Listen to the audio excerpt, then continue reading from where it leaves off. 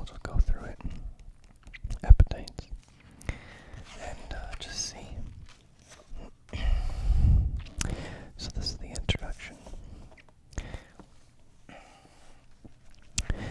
All happy families are alike. Leo Tolstoy. Anna Karenina. Okay. Tolstoy clearly never spent any time with my happy family. My 8-year-old daughter, Ariane, does a terrific imitation of my wife threatening to choke a taxi driver. It's something she's seen often enough to get dead right. My wife's Italian accent, her anger, her exasperation as the driver takes yet another wrong turn on the way to my daughter's school. And finally, the kicker. I'm going to kill you with my bare hands. My phone is getting a call. 1 second. Sorry about that, everybody. Work calls, what are you gonna do? It has been many months, maybe years, since anyone has seen my wife out of a regular attire of rash guard and spats. She's a martial artist, a purple belt in Brazilian Jiu-Jitsu, and she trains full-time 7 days a week. Most of her efforts are spent practicing horrifying new ways to quickly, forcibly manipulate opponents' feet, ankles, and knees in such ways as to permanently damage their tendons and ligaments. I travel the world for a living. On any given day, I'm as likely to be found in a longhouse in Sarawak, Borneo, in a cafe in Marseille, or in an airport transition lounge in Doha, as I am to be found at home. My daughter is used to seeing her father's face on TV and on the sides of city buses, accustomed to seeing him approached by strangers, and is decidedly unimpressed. Her best friend, Jocks, it says right here, pronounced Jax, from whom she has been inseparable most of her life, is Filipino, part of an extended family who easily spends as much time in her home as anywhere else. English, Italian, and Tagalog are heard interchangeably. My daughter is increasingly fluent in Italian. I am not. What is it that normal people do? What makes a normal, happy family? How do they behave? Oh, by the way,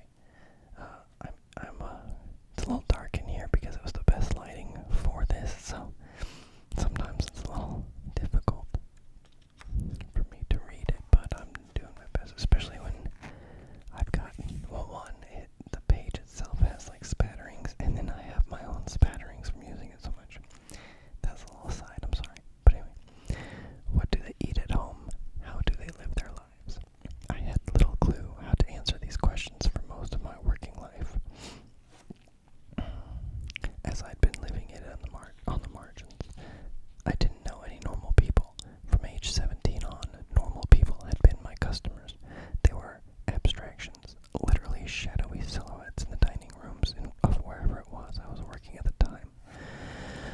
I looked at them through the perspective of the lifelong professional cook and chef, which is to say, as someone who did not have a family life, who knew and associated only with fellow restaurant professionals, who worked while normal people played, and who played while normal people slept. To the extent that I knew or understand normal people's behaviors, it was to anticipate their immediate desires. Would they be ordering the chicken or the salmon?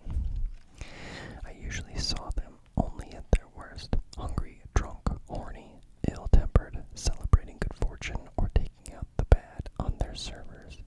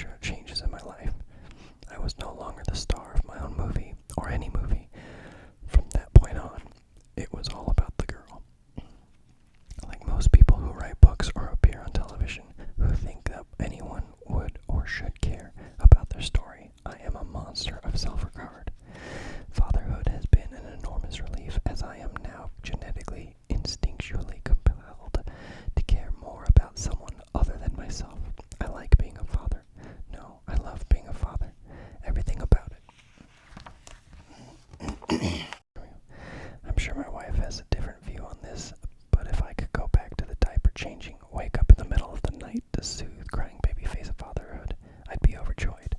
I recognize that I am, in some ways, over-enthusiastic about this late-in-life move into responsible parenting, and that I have a tendency to try to make up for lost time, since so many of the happiest memories of childhood, some trips to France, are associated with the tastes and smells of the things I ate. I feel uncontrollable urges to smother the people I love with food. I've become the sort of passive-aggressive yenta or Italian grandmother stereotype from the films who's always urging people, eat, eat, and sulking inconsolably when they don't. This pathology is first as a professional. I have developed working habits that, over 3 decades, imprinted on me the need to be organized, to have a plan, to rotate stock, to label prepared foodstuffs, and to keep a clean work area. So, on top of my desire to make up for lost time and my like need to feed the people around me, I am obsessive compulsive in my work habits and anally retentive in ways that you'd find ideal in a professional brunch cook. That's our family, and this is our family cookbook. These are the dishes I like to eat and that I like to feed my family and friends. They are the recipes that work, meaning they've been developed over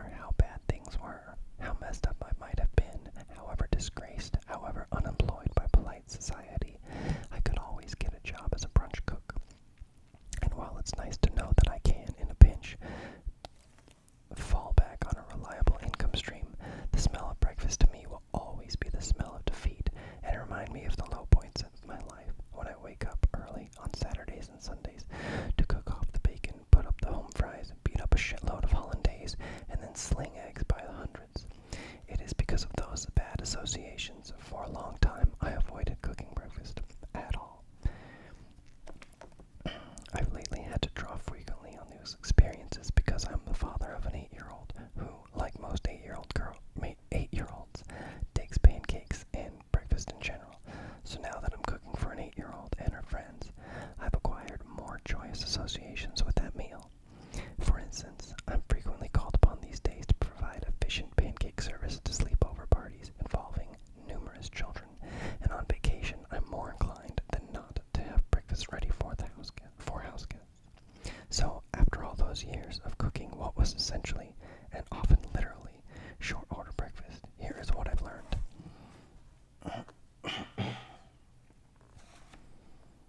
Scrambled eggs. Escoffier was said to beat his eggs for scrambling with a fork. A secret clove of garlic affixed to the tines. I don't do that. I believe in eggs, salt, black pepper, and the whole butter that the eggs are cooked in. No milk or cream or added water will make a properly cooked order of scrambled eggs any better. I do, however, use a fork. On a foodie message board a while back, some insufferable food nerd was commenting on an episode of one of Jacques Pepin's PBS cooking shows in which Jacques had cooked scrambled eggs in a non-stick pan and stirred them with a fork. The offender poster worried out loud about the metal fork would be destructive to the non-stick pan's surface. You know what? If Jacques Pepin tells you this is how you make a fucking egg, the matter is settled. Fuck nuts. Now go back to arguing about bundt cake recipes.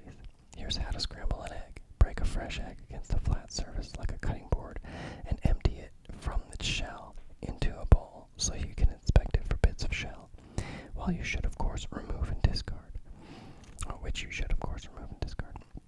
Beat it lightly with a fork, dragging the yellow and white through each other. Heat whole butter in a pan. Pour in the egg and work your fork through. Not too vigorously. You want to gently pile the layers as they cook. When the egg is fluffy yet still moist, plate it quickly and serve it immediately. Remember, the eggs will continue to cook out of the pan.